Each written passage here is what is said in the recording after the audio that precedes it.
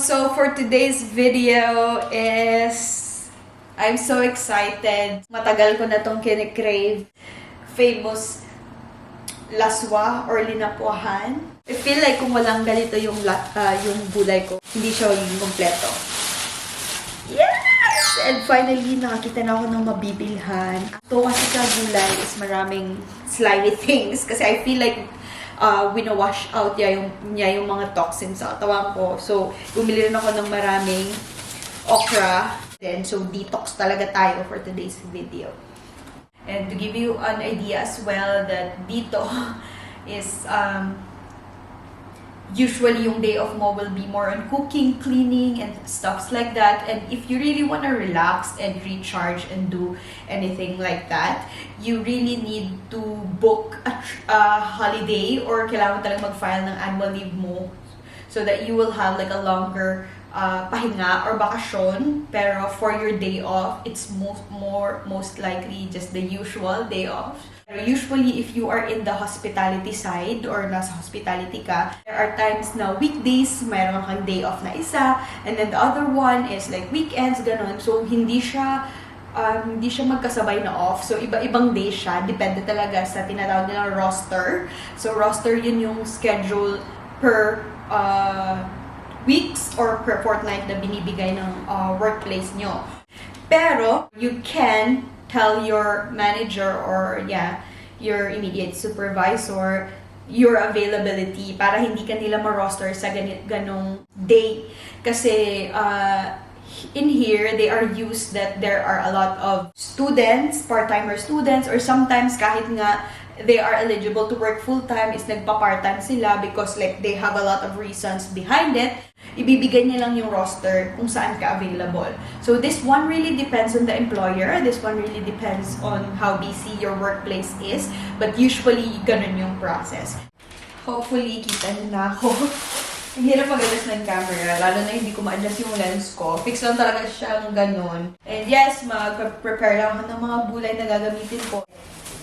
He needs to drink meds pa kasi meron siyang gout. So we need to detox as well. This is my weakness though with the slicey. Need help with the slicey.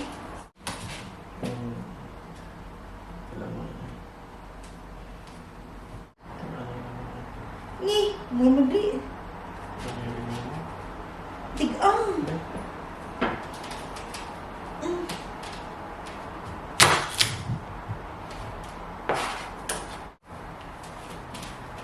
Okay, he has a gout, that's why. Diba? Na ikaw. So, ayun, the difference of part-time, full-time, and casual employees. So, yes, full-time employees, please correct me if I'm wrong. I'm just trying my best. Research on your part as well if you like, and for like better information. Yes. So, usually, full-time employees have more guaranteed hours compared to part-time. And then, part-time employees have like lower guaranteed hours. So, yes, for students, since the full-time employees, yung guaranteed hours nila is 38 hours per week. Correct me if I'm wrong. Yes, so they don't hire students as full-time employees kasi nga limited yung per week nila. Inaabot lang sila ng 24 hours in a week. So usually students can work as casual or part-time. So yung casual employees are they don't have fixed hours. So sometimes they are on call lang kung kailan lang sila bibigyan ng roster, dun lang sila mag-work. And then, they don't have the company benefits as well. So, wala silang mga leave credits. So, just in case na hindi naman sana, pero magkakasakit yung student, is no work, no pay talaga sila. So, that's the difference. But, correct me if I'm wrong, casual employees receive a higher pay per hour compared sa part-time or compared sa full-time, but they don't have benefits. So, walang leave credits, kung ano-ano pang benefits ng isang company is wala sila. So, no work, no pay, ganon. Yun. And no guaranteed hours as well. So, kung kailan lang nila kailangan ng additional tao, doon ka lang tatawagan. So, depende. Depende kung like, yung pinagtatrabahuan mo is kailangan talaga ng mga maraming tao. So, minsan yung mga casual is they give enough time din naman, but it really depends and there's no guaranteed time at all. Yung sa part-time naman, there is guaranteed hours. Sometimes, I experience na yung guaranteed hours ko, if not 8 hours a week, 16 hours lang. So, it's just 2 days. 2 days in a week. So, yeah, very limited and very sayang. Most especially if you are a student and like, yun lang yung income mo. And of course, every dollar and every time, every hour na you are earning is very important. Pero there are companies that can give you that they understand because it's kind of usual process here na maraming students and stuff like that na nagbibigay sila ng enough hours. It really depends to your employer. Depende talaga sa company na pinagtatrabahuan mo. Yun lang naman yung difference aside from that, from number of hours and the pay and the benefits of the company. I think that's the only difference. Yes, so yun yung difference as far as I know. Hopefully tama yung information na binibigay ko sa inyo. But yes, usually yung mga companies, kung alam nila na student ka, they don't like give full-time employment to students. So usually part-time lang talaga or yeah, casual. Pero I think to be hired as part-time is okay na.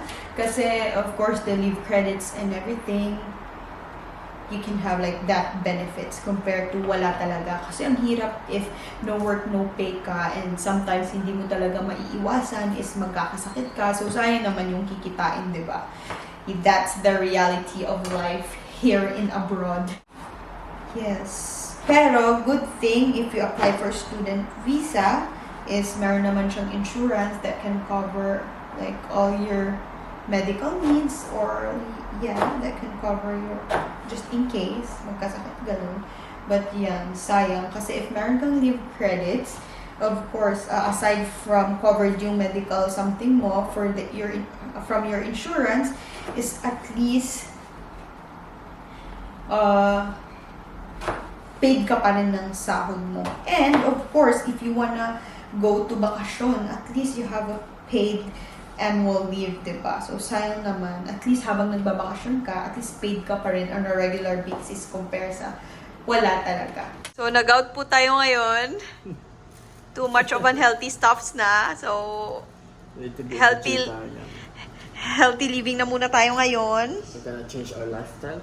Lifestyle? From herbivores. From carnivores to herbivores. Real quick. Relax muna si Gout. Nakasiklib.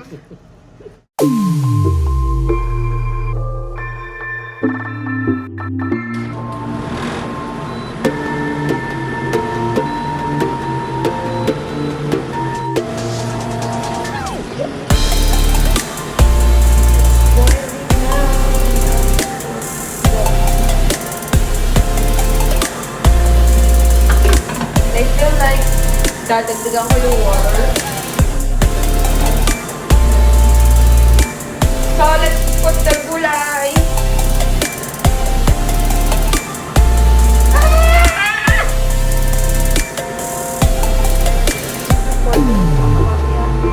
Record yung vlog natin because we are vloggers. Yes! See that green? So, since gusto ko talaga siyang maging healthy, hindi ko siya lalagyan ng anything, just salt and pepper lang talaga. So, nandiyan na yung gulay natin. Let's let it boil para mag-soften yung gulay. And I will just put salt.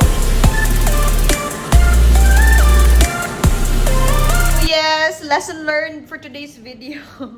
The reality of life in abroad is like, you need to like catch up, or kailangan mo siyang habulin yung lifestyle dito, or kailangan mo siyang habulin, like, it's really fast paced.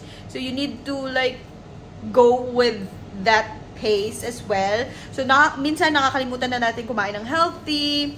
Like for us, we moved our apartment recently, so hindi na kami nagka-time kumain sa bahay or magluto ng lutong bahay, which we usually do. So minsan nagpa-fast food na lang kami kasi like limited yung time. So ayun. And then gout happened. And then Tin had gout, like unexpected talaga, like no signs at all.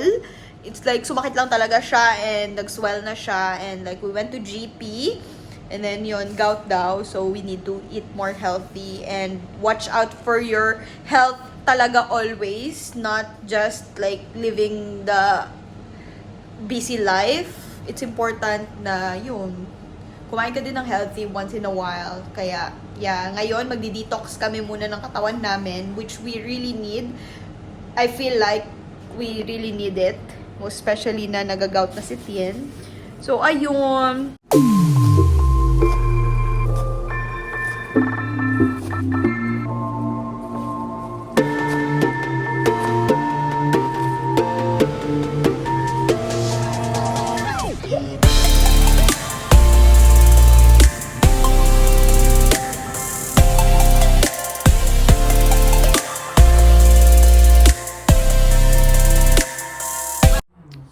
Look at this, we have strawberry. And I told Tien that I want to make tanghulu, like, because it's really trending. But this one is so sweet.